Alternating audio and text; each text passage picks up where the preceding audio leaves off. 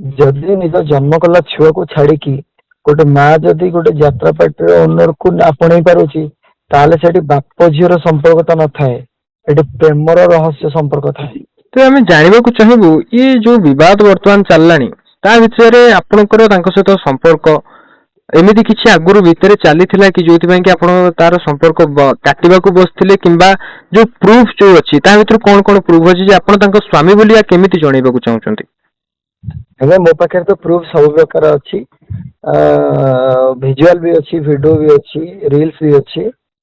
ଆଉ ମୋ ହାତରେ ରାଇଟ ହ୍ୟାଣ୍ଡ ହାତରେ ମୁଁ ଟାଟୁ ବି ତା ନାଁ ଲେଖିଛି।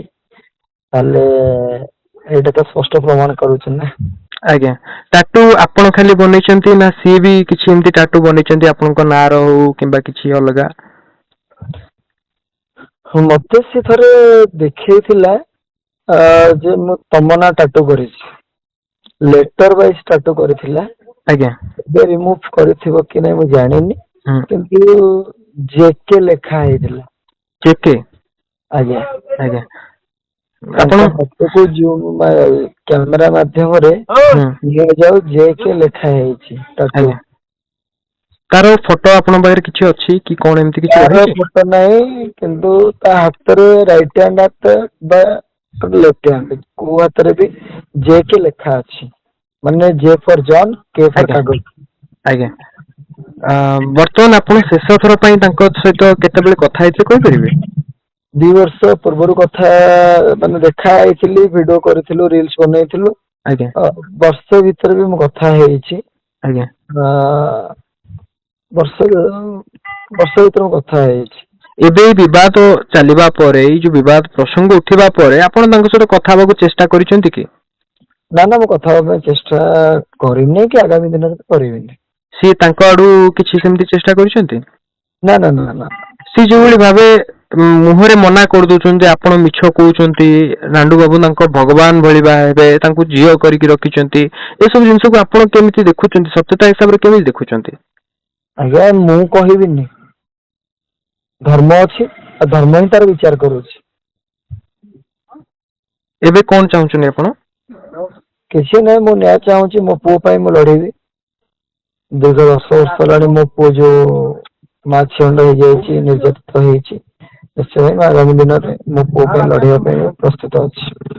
ପଚାରିବାକୁ ତ ଦୁଃଖ ଲାଗୁଛି, କିନ୍ତୁ ଏତେ ବର୍ଷର ସମ୍ପର୍କ ଭିତରେ ସ୍ଵାମୀ ମିଛ କହୁଛି ବୋଲି କହିଦେଲେ ଗଣମାଧ୍ୟମ ଆଗରେ, 10 ବର୍ଷର ପୁଅ ବିଷୟରେ ଭାବିଲେନି କିମ୍ବା ପଚାରିଲେ ନାହିଁ, କିନ୍ତୁ ଗୋଟେ ମାଲିକ ତାଙ୍କ ପାଇଁ ଭଗବାନ ହେଇଗଲା, ତାଙ୍କୁ ସେ ଘଣ୍ଟ ଘୋଡେଇକି ରଖୁଛନ୍ତି, ଏଇ ଜିନିଷକୁ ଆପଣ କଣ ଆକୁ ନେଇ ପ୍ରତିକ୍ରିୟା ରଖିବାକୁ ଚାହିଁବେ? ଆଜ୍ଞା, ଆପଣ ତ ସ୍ପଷ୍ଟ ପ୍ରମାଣିତ ଏଥିରୁ ହେଇଯାଉଛନ୍ତି, ଯଦି ନିଜ ଜନ୍ମ କଲା ଛୁଆକୁ ଛାଡିକି ଗୋଟେ ମା ଯଦି ଗୋଟେ ଯାତ୍ରା ପାର୍ଟିର ଓନର କୁ ଆପଣେଇ ପାରୁଛି, ତାହେଲେ ସେଠି ବାପ ଝିଅର ସମ୍ପର୍କ ତ ନଥାଏ, ଏଠି ପ୍ରେମର ରହସ୍ୟ ସମ୍ପର୍କ ଥାଏ।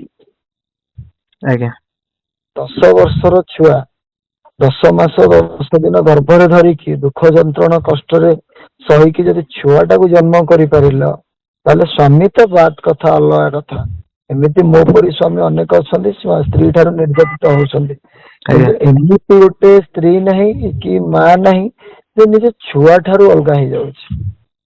ଆଜ୍ଞା, ଆପଣ ବିଚାର କରନ୍ତୁ, ଓଡିଶା ବାସୀ ବିଚାର କରନ୍ତୁ, ଆଉ ଆ ଭିତରେ କେତେ ମିଥ୍ୟା କେତେ ସତ୍ୟତା ଅଛି ମୋ କଥାରେ ଆଉ ତାଙ୍କ କଥାରେ, ବିଚାରଧୀନକୁ କଥାକୁ ଯାଉ, ଆଉ ଦର୍ଶକ ମାନେ ବିଚାର କରନ୍ତୁ। 4.5 କୋଟି ଓଡିଆ ବିଚାର କରନ୍ତୁ, କିଏ ଆ ଭିତରେ ସତ୍ୟତା କହୁଛି। ବିଗତ ଦିନରେ 5 ବର୍ଷ ପୂର୍ବେ ସେ ଗୋଟେ ବାଇଟ ଦେଇଥିଲେ ଯେ ମୁଁ ଆଜ୍ଞା। ମ୍ୟାରେଜ କରିନାହିଁ, ହୁଁ ମୋ ବାପା ମା ଯୋଉଠି କରିବେ ମୁଁ ସେଠି କରିବି। ହୁଁ ଆଜି କେମିତି ମିଡିଆ ଆଗରେ ସାମ୍ନା କରିକି ସତ୍ୟତା ଉପରେ ମିଥ୍ୟା ଉପରେ ସତ୍ୟତା ଖୋଲିଦେଲେ, ଗୁମର ଖୋଲିଦେଲେ ଯେ ନାଇଁ ହଁ ମୁଁ ମ୍ୟାରେଜ କରିଛି, ମୋର ପୁଅଟିଏ ବି ଅଛି। ହୁଁ। ସେ ଆଉ ଗୋଟେ ଆପଣଙ୍କ ନାଁରେ ଅଭିଯୋଗ ଆଣିଛନ୍ତି ଯେ ଆପଣ ଦ୍ଵିତୀୟ ବିବାହ କରିଛନ୍ତି, ଆପଣଙ୍କର ଅନ୍ୟ ଝିଅ ସହିତ ମଧ୍ୟ ସମ୍ପର୍କ ଥିଲା। ଗୋଟେ କଥା ଆଜ୍ଞା ଶୁଣନ୍ତୁ, ଟାଟୁ କରିବାର ଆଜିକି ହେଇଗଲାଣି 4 ବର୍ଷ। ଆଜ୍ଞା। ଯଦି ମୁଁ 4 ବର୍ଷ ହେଲାଣି ଜଣକ ନାଁ ଲେଖିକି ଟାଟୁ କରିଛି, ନିହାତି ତାହେଲେ ଭାବେ ମୁଁ ହଁ। ତ ସେତିକି ଭଲ ପାଉଛି ନା। ହୁଁ ହୁଁ। ଯଦି ଯୋଉ ଝିଅ ବି ମତେ ଆକ୍ସେପ୍ଟ କରିବ, ଯୋଉ ଝିଅ ବି ମୋ ଲାଇଫରେ ରହିବ, ସିଏ ତ କହିବ ନା ଏ ଟାଟୁ ରିମୁଭ କରିବା ପାଇଁ। ହଁ। ସିଏ ତ କେବେ ଚାହିଁବ କି ତାର ପୂର୍ବରୁ ଘଟି ଯାଇଥିବା ଘଟଣା ଉପରେ କୁ ଗୁରୁତ୍ୱ ମାନେ ପୂର୍ବରୁ ଘଟି ଯାଇଥିବା ଘଟଣାକୁ ସିଏ ଇମ୍ପୋର୍ଟାଣ୍ଟ ଦବ ବୋଲି କେବେ ଚାହିଁବ ନା ପୂର୍ବରୁ କିଏ ଥିଲା ଲାଇଫ ପାଷ୍ଟ ଘଟି ଯାଇଥିବା ଘଟଣାକୁ ସିଏ ଇମ୍ପୋର୍ଟାଣ୍ଟ ଦବ? ଆଜ୍ଞା କେବେ ବି ଆଜ୍ଞା କୋଉ ଝିଅ ଚାହିଁବନି ଯେ ମୋର ଘଟି ଯାଇଥିବା ମୁଁ ପାଉଥିବା ବୟଫ୍ରେଣ୍ଡ ହଉ କି ସ୍ୱାମୀ ହଉ ସେ ପୂର୍ବ କଥାକୁ ନେଇକି ମୋ ପାଖରେ ପରିପ୍ରକାଶ କରୁ। ହୁଁ ତାହେଲେ ତ ମୋ ଟାଟୁର ତ ପ୍ରମାଣ ରହୁଛି ନା 4 ବର୍ଷ ହେଲାଣି ମୁଁ ଟାଟୁ କରିଛି। ହୁଁ ହୁଁ ତାହେଲେ ମୁଁ 4 ବର୍ଷ ଭିତରେ ଯେ ମୋ ନାଁରେ ଆରୋପ ଦେଇଛନ୍ତି ଯେ ମୁଁ ଅନ୍ୟକୁ ମ୍ୟାରେଜ କରିଛି, ଅନେକ ଝିଅ ମାନଙ୍କ ସହିତ ସମ୍ପର୍କ ଅଛି ମୋର, ତାହେଲେ ସେମାନେ ଝିଅ ମାନେ କେମିତି ମୋତେ ଆକ୍ସେପ୍ଟ କରିଦେବେ? ଆଜ୍ଞା ସିଏ ବି ତ ଗୋଟେ ନାରୀ ନା। ହୁଁ ହୁଁ। ତେବେ ଆପଣ ବର୍ତ୍ତମାନ କହିବାକୁ ଚାହୁଁଛନ୍ତି ଯେ ନାଣ୍ଡୁ ବାବୁ ଓ ଆପଣଙ୍କର ସ୍ତ୍ରୀ ସୋନାଲିଙ୍କ ଭିତରେ ଅଲଗା କିଛି ସମ୍ପର୍କ ଅଛି ନା କି ବାପ ଝିଅର ସମ୍ପର୍କ? ବାପା ଝିଅର ସମ୍ପର୍କ କଥା ନାହିଁ ଆଜ୍ଞା। ଆଜ୍ଞା ଆଗାମୀ ଦିନରେ ଗୁମର ଖୋଲିବ, ଆପଣ ୱେଟ୍ କରନ୍ତୁ। ଠିକ ଅଛି।